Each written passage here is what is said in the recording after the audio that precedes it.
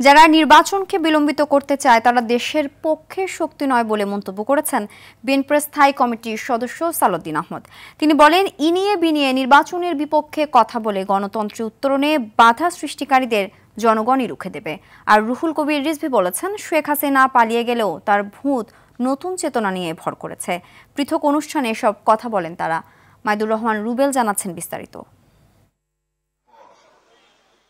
সাবেক প্রধানমন্ত্রী BNP chairperson Begum Khaleda জিয়ার ৮১তম জন্মদিন উপলক্ষে নয়াপল্টনে দলের কেন্দ্রীয় কার্যালয়ে দোয়া মাহফিলের আয়োজন করে জাতীয়তাবাদী যুবদল।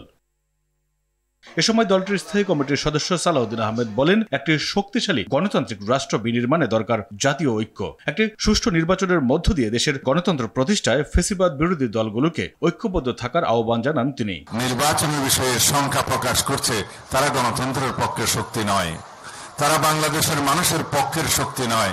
তারা হয়তো কোনো না কোনো কারণে নিজের কথাগুলো ইনিয়ে বিনিয়ে বলছেন যাতে করে নির্বাচনকে বিলম্বিত করা যায়। এর বিপক্ষে যারাই দিবে ইনিয়ে বিনিয়ে কোনো ধরনের বক্তব্য, যারাই বিভিন্ন রকমের কুযুক্তি উত্থাপন করে গণতন্ত্রের এই যাত্রাপথকে কণ্ঠকাঠিন্য করতে চাইবে, তাদের বিরুদ্ধে বাংলাদেশের জনগণ রুখে দাঁড়াবে। এদিকে জুলাই আগস্ট গণ অভ্যুত্থানের বর্ষপূর্তি উপলক্ষে জাতীয় প্রেস ক্লাবে আলোচনা সভার আয়োজন করে ঢাকা কলেজের সাবেক ছাত্ররা 1-11 সহ আওয়ামী লীগের সব মিথ্যা ইতিহাস জাতির সামনে উন্মোচন করে দিতে হবে বলে জানান ডক্টর আব্দুল মঈন খান।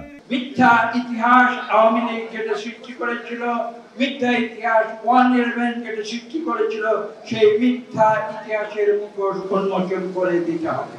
অত্যাচার, নির্যাতন আওয়ামী লীগ সরকারের, তার বিরুদ্ধে এই যে ছাত্র জনতা দীর্ঘ 15 বছর তারা সংগ্রাম করে এসেছিল, তার চূড়ান্ত পর্যায়ে বৈষম্য বিরোধী ছাত্ররা তারা রাজপথে নেমে এসেছিল। বিগত 15 বছরের আন্দোলন সংগ্রামের চূড়ান্ত পরিণতি জুলাই অভ্যুত্থান বলে মনে করেন বিএনপি নেতারা।